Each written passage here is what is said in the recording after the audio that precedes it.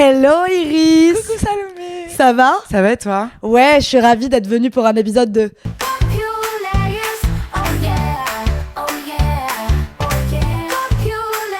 J'ai pas réussi à le faire. Putain merde. Ok, c'est pas grave. J'ai trop bugué, je pense que tu verras ma tête, je suis vraiment en mode... Ouais, je sais. Et moi en plus quand je l'ai fait, je me Genre ça dis... arrive quand? Elle me trouve cringe. Donc j'étais en mode genre ok, je suis cringe. Pas du tout. Non, pas du tout. Je trouvais que tu le faisais très bien. Ok, il faut savoir qu'on est dimanche matin. Oui, on a mangé des croissants. Ouais. On est très contente de se retrouver. Exactement. C'était un peu dur parce qu'en fait, en préparant vite fait l'épisode, on a commencé à parler et parler. On se dit qu'en fait, le but c'est qu'on parle devant la caméra et avec le micro. Donc Ouais, finalement, grave. on a juste move le petit déjeuner ici. Donc c'est super. Et surtout le fait qu'on se retrouve un dimanche matin, je trouve que ça veut dire qu'on approche un peu de la trentaine, non? Oula, c'est horrible de dire ça. Non, mais tu sais quoi? C'est très Sex and the City. Mais oui, c'est très Sex and the City. Elle se retrouve souvent le dimanche matin, le samedi midi, dans cet endroit où elles brunch. Elles sont tout le temps en train de marcher avec un café et tout.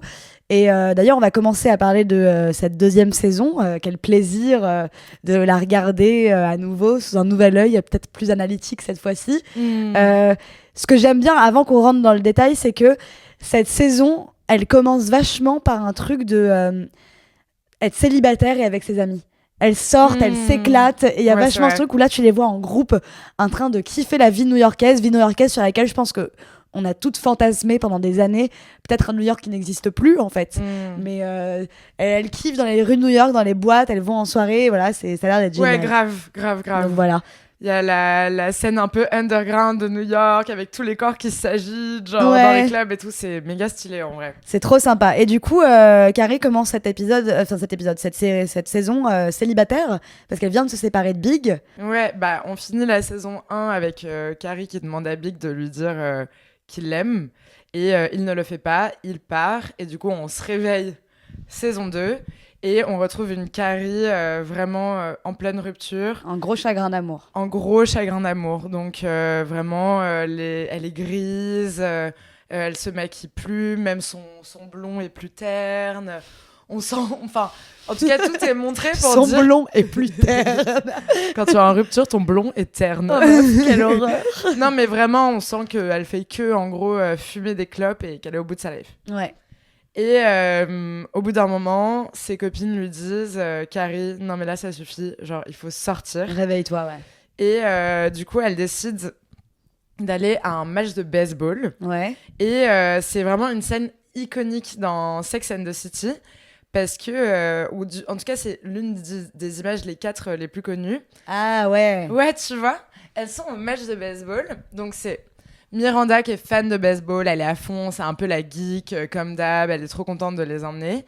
T'as Carrie qui voulait pas sortir de chez elle, donc qui a cette sorte d'énorme fourrure d'ailleurs, qui porte une fourrure un peu cheap en vrai. C'est un peu la première fois dans la série qu'elle a un vêtement un peu, voilà, avec des grosses Ray-Ban. Elle est méga rock là. Elle est méga cool. rock. Elle Ouais. dit que ce qui lui plaît, c'est d'être à un endroit où tu peux fumer et boire sans être jugé l'après-midi. Donc, Ouais, un stade exactement. de baseball. Et du coup, elles sont en mode genre bière clope dans le stade de baseball. Ouais.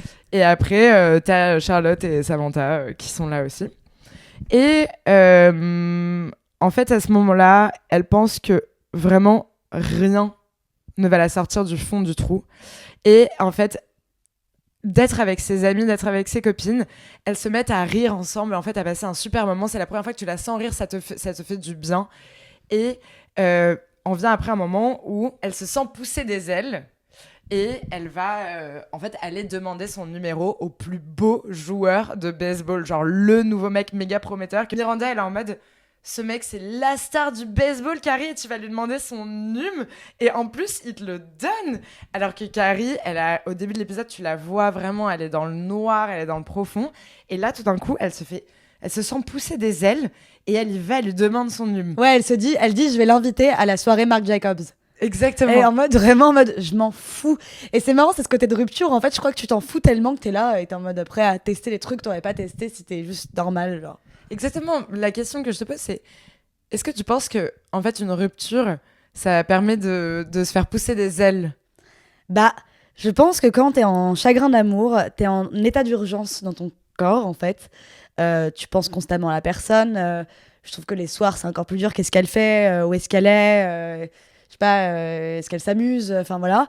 Et il y a un moment où t'es tellement déprimé, la souffrance est là quand tu t'endors, la souffrance est là quand tu te réveilles, que je pense que t'es juste en mode genre, bah je m'en fous.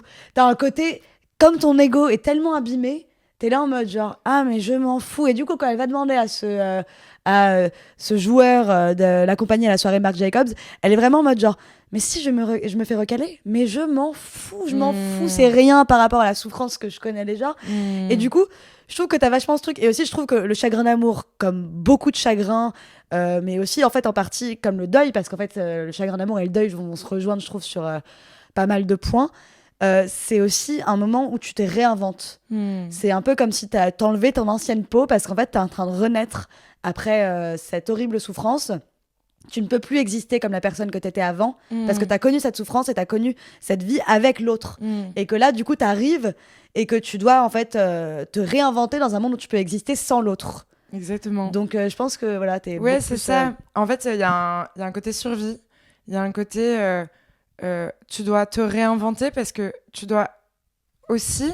Tu n'es plus soumis au jugement de l'autre. Tu peux plus lui demander. Au début, au moment de la rupture, quand tu t'habilles le matin, bah, tu continues de mettre les vêtements que tu penses que la personne que tu aimais avant va aimer. Tu te dis presque même parfois que tu vas peut-être la croiser, tu vois, Carrie. D'ailleurs, c'est le cas. Elle attend toujours de croiser Big, mais elle le croise nulle part. Et elle finit d'ailleurs par le croiser. avec le joueur. Avec et ça, le c'est joueur une de victoire. baseball. Ouais, exactement. Ouais, c'est grave une victoire pour le coup. Et il y a un truc où, en rupture, quand on est dans une rupture, on se coupe les cheveux. Oui. Il y a un besoin aussi, et je pense que la rupture, c'est un moment à la fois terriblement solitaire et destructeur, mais c'est aussi un moment d'immense créativité. Ouais. Et c'est un moment où tu dois t'exprimer d'une autre manière parce que tu peux plus t'exprimer auprès de la personne que t'aimais. Et du coup, tu te mets peut-être à écrire, tu te mets à sortir, à essayer de rencontrer des gens. Et en fait, c'est un moment magnifique. Enfin, c'est un moment de renouvellement, tu vois. C'est ça, je trouve par exemple qu'en rupture, il y a rien qui fait plus du bien que de se faire un nouvel ami. Parce que en fait, tu te rends compte en te faisant un nouvel ami qu'en effet, il existe un autre monde et qu'en fait, il y a plein de trucs dont t'es pas encore au courant, que t'es tellement angoissé quand t'es en rupture de ce truc de pas pouvoir te réinventer, en fait, de pas pouvoir vivre cette vie sans l'autre, que de faire un nouvel ami, c'est vraiment ah mais en fait il y a plein de gens qui existent, il y a plein de trucs, tu vas pouvoir t'amuser avec plein de monde, tu vas pouvoir rencontrer plein de monde, et même si tu penses que tu vas plus jamais tomber amoureux, tu vas retomber amoureux 1000 fois de manière 1000 fois différente, et en fait des ruptures t'en auras plein, et c'est assez rassurant en fait. Ouais, grave. Non mais grave. En tout cas, Carrie, elle, au moment où elle propose un date à ce joueur de baseball, on sent qu'elle passe une nouvelle étape dans sa rupture. Ouais. Et on sent qu'elle va potentiellement passer à autre chose vis-à-vis de Big. Et à ce moment-là, on se dit que Big, c'était quelqu'un de la saison 1, hein, si on est en train de découvrir la série. Et en fait, finalement, elle finit par croiser Big. Donc, un événement où elle est avec ce joueur de baseball qui, finalement, le joueur de baseball lui plaît pas tant. Ouais. Elle se fait un peu yesh avec lui et tout.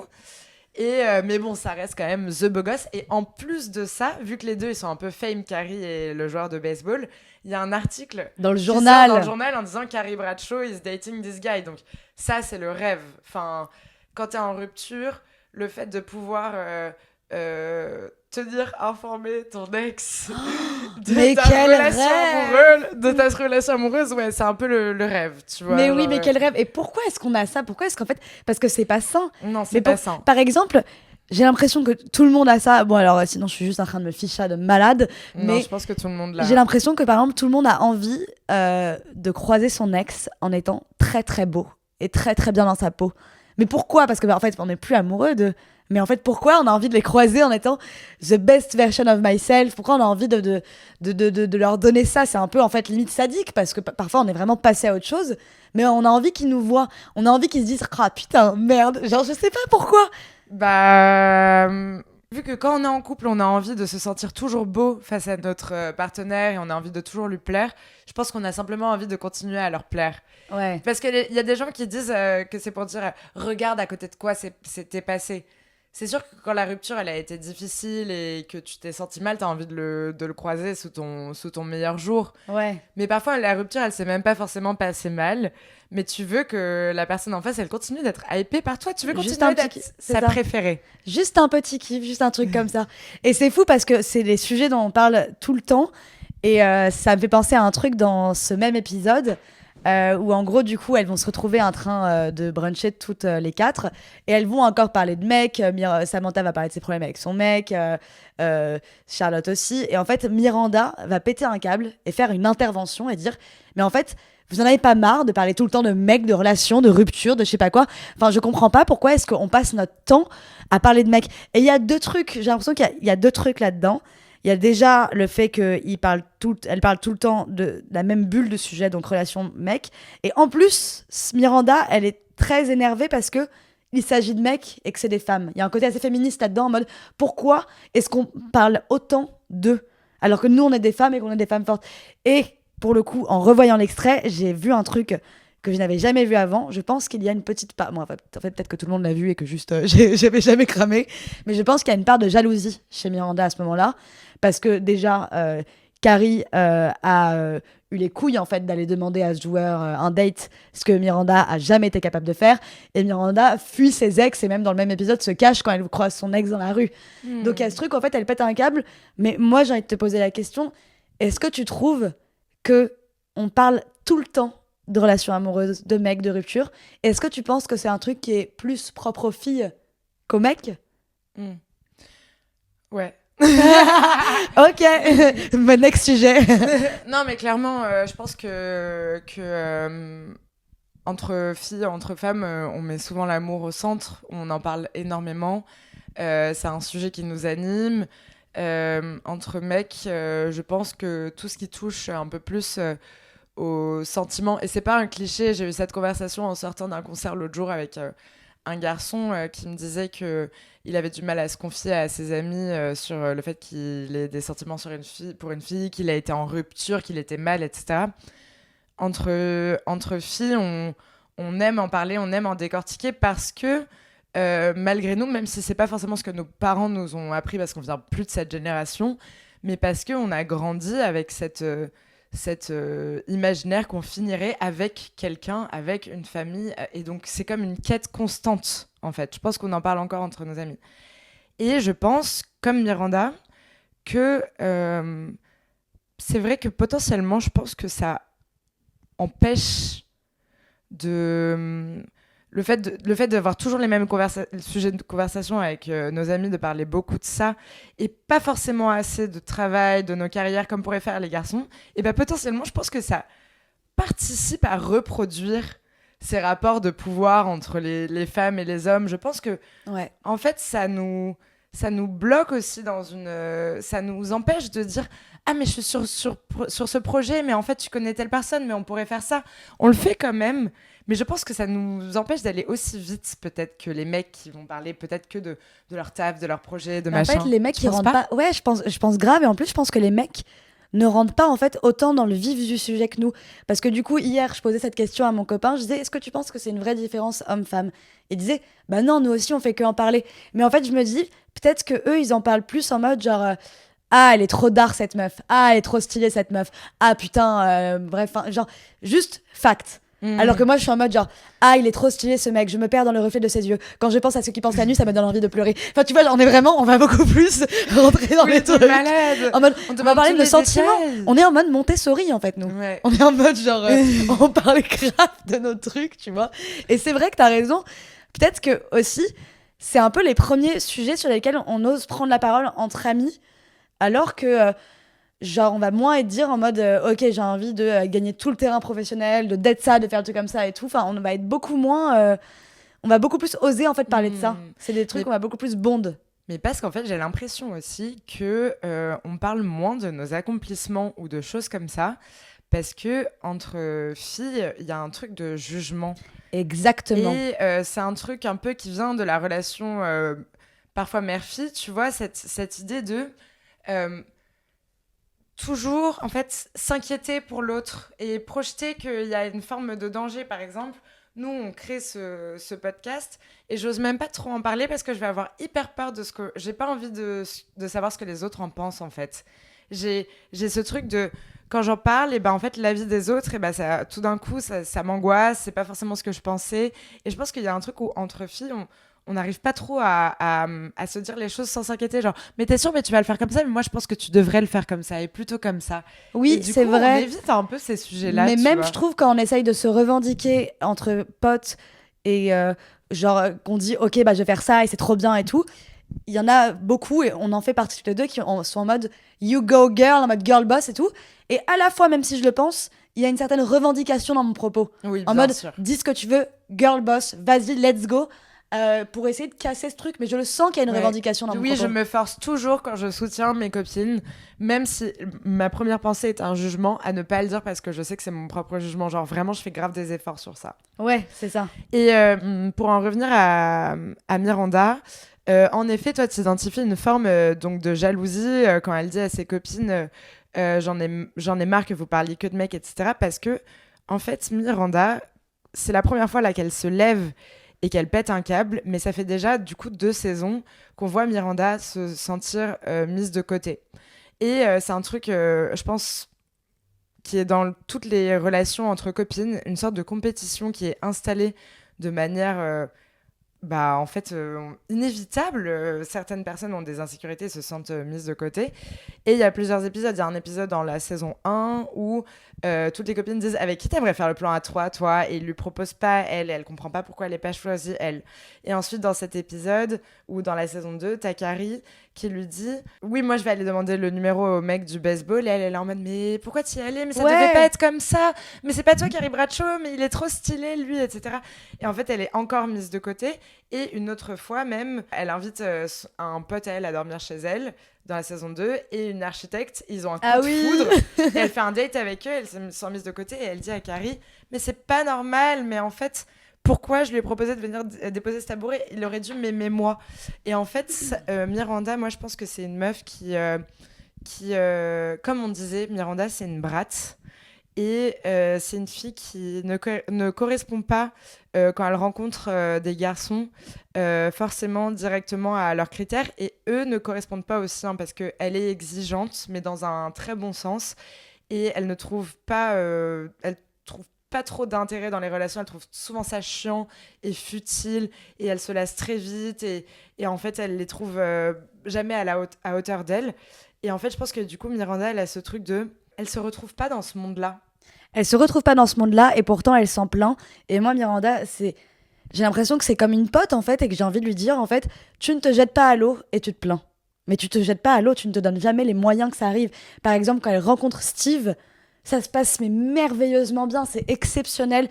Et le mec lui dit mais c'était génial, on va se revoir. Elle est en mode genre oula, pas du tout. Genre il essaye de la rejoindre, elle est en mode genre qu'est-ce que tu fais là en fait, laisse-moi tranquille. Et lui il est en mode mais il y a un truc entre nous, t'es trop bizarre.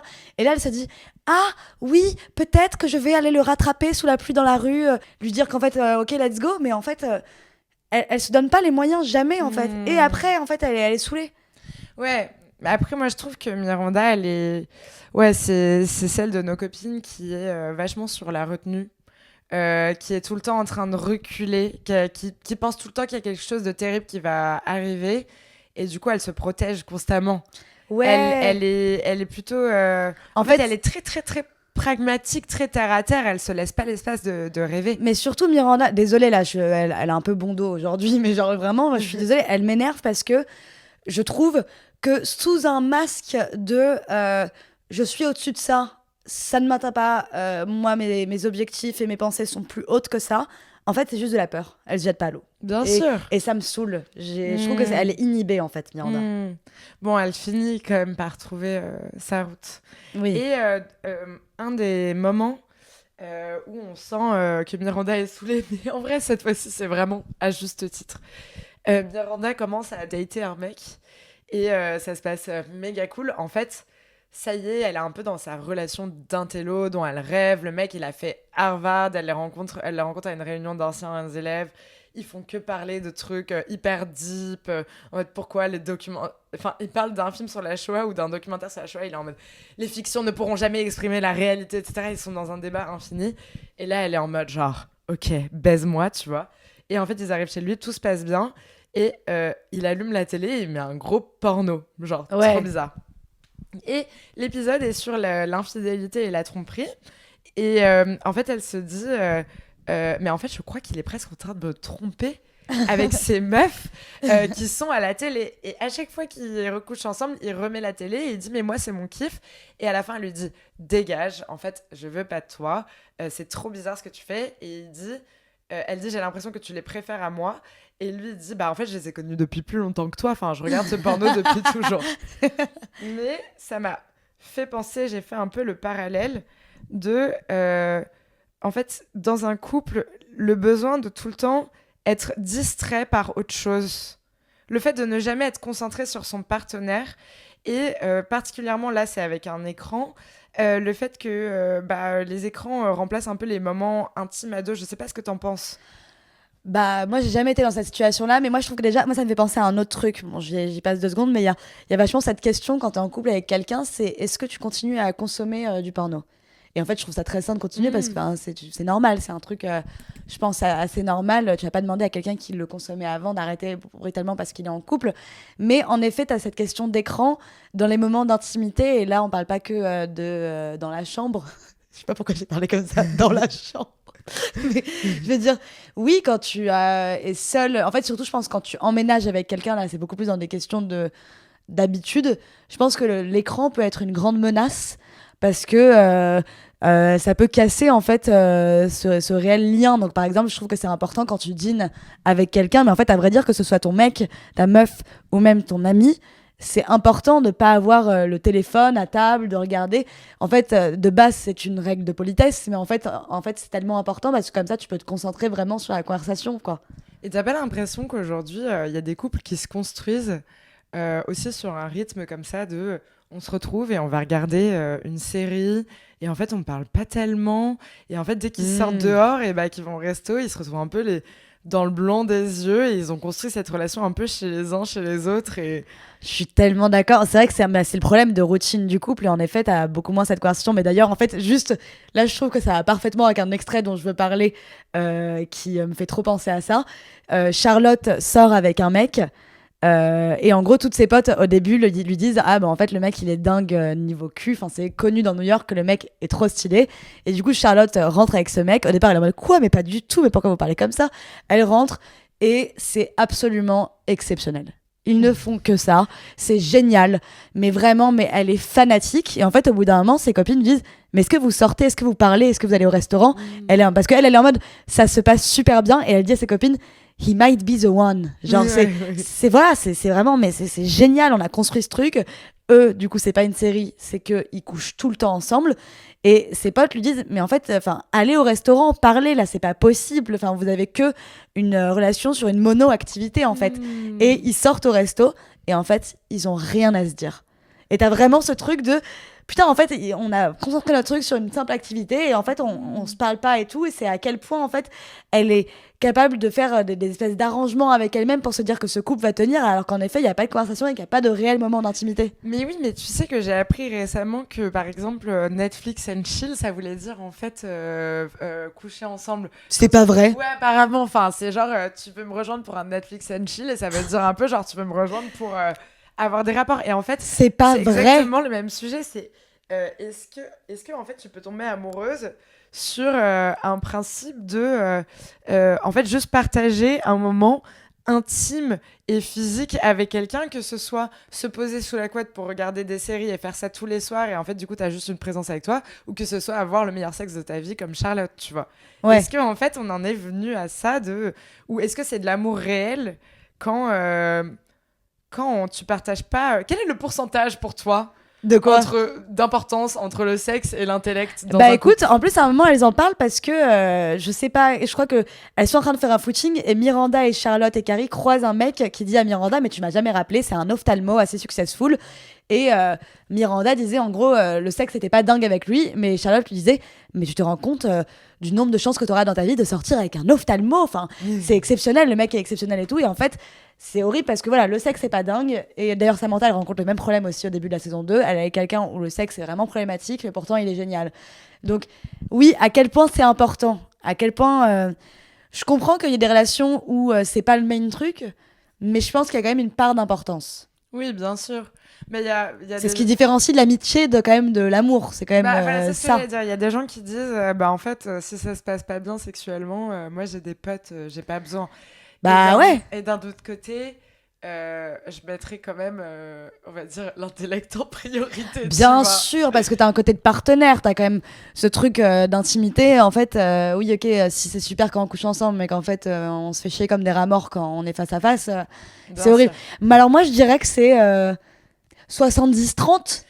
Oui, ou peut-être que en fait le sexe c'est ce qui va faire la rencontre, la première sparkle, et après quand tu dois créer vraiment cette relation et la faire durer, c'est ce que tu vas construire après. Donc ça va prendre peut-être qu'au début ça prend plus de place.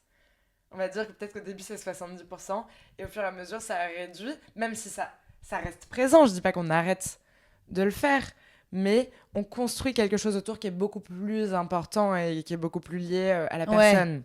Et d'ailleurs, même, le sexe se met à évoluer en général. C'est ça. Plus tu rentres dans l'intimité, en fait, plus le sexe va évoluer. En fait, même au bout des années, en fait, il peut évoluer parce que là, tu vas vraiment connaître l'autre. Et enfin, voilà. C'est ça qui est assez rassurant, en fait. Ouais. C'est que, en fait, c'est jamais quelque chose de fini. C'est pas non plus... Certes, il y a une côté de complémentarité. Moi, je crois pas au mauvais coup. Je pense pas qu'une personne est un mauvais coup. Je pense pas vraiment que ça existe. Je pense qu'il y a un truc de... Pourquoi? Bon, bah, apparemment, toi, tu penses que si. Je pense qu'il y a une complémentarité. C'est pas un bon fit. Je pense qu'il y a des personnes qui ont une idée de ce que ça doit être faire l'amour et qui ne veulent pas s'en détacher. Oui, mais ils peuvent changer. Oui, ils peuvent changer, mais par contre, il y en a qui ne s'en détachent pas. En fait, je pense particulièrement justement... Là, il est en train de faire un message visé Iris pour quelqu'un. Vraiment pas. Non, je pense je pas rigole. du tout à quelqu'un en particulier. Je pense à plein d'histoires que j'ai entendues. Mais je pense que les hommes qui consomment du porno ou les femmes qui consomment du porno peuvent, ou en tout cas quand on était jeune, tenter de bien reproduire sûr. des schémas. Et ça, c'est du mauvais coup. Hein. Ah non, mais bah, bien sûr, bien évidemment. À quel point est-ce que tu vois, là, c'est vraiment un débat, mais sociétal, quoi. C'est en mode, à quel point tu vois que le porno a affecté les jeunes, en fait. Ouais. Ils ont grandi et ils ont cru que ça se passait comme ça. Mais tu le vois, hein, d'ailleurs, quand t'es jeune, parfois, et que t'arrives au lit avec des gens, et en fait, tu te dis, bon, alors toi... je sais pas, y a pas de caméra, mon vieux, genre, ça va pas se passer comme ça du tout et tout. Oui, tu vois à quel point, en fait, ça fucked up de malade, quoi. Ouais. À la fin de cet épisode de cette semaine, Ok. on était ravis d'être avec vous pour Pop! You layers, oh yeah.